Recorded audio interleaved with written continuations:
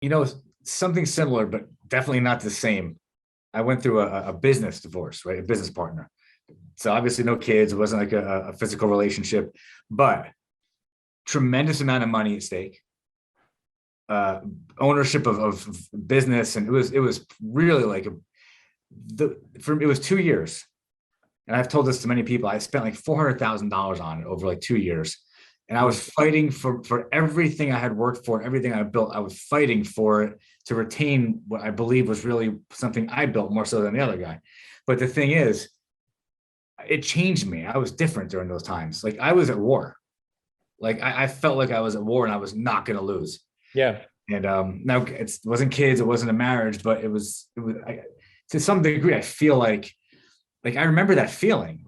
Like I can't put myself in the feeling right now, but I remember I did not like that guy, like who I was at that time.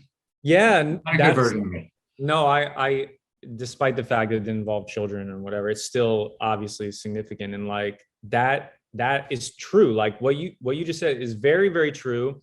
It changes you.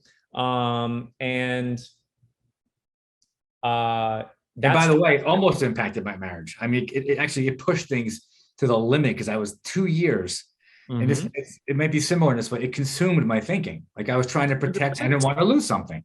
Yeah, like you're having like your date night with your wife, and that's all you can think about and talk Like I about, talk or you're about, think checking your about. emails in bed when you're supposed to be with your wife, and that's one of the reasons why I and other people in the profession, I'm not totally unique in this regard, is that people we are encouraging, don't litigate, like end this litigation, figure out what everybody's position is, and then end this as soon as possible, because it just hangs over your life like a dark cloud.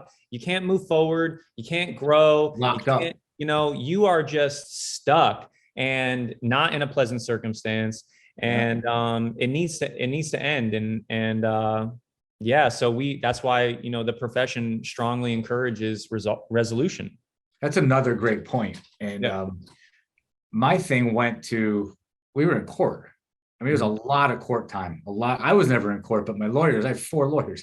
It was a lot of court time. And in the end, 2 years later, we ended up settling for the same exact thing that I had offered him 2 years earlier before we spent any money. Yeah, really frustrating, right? All the pain after all of it.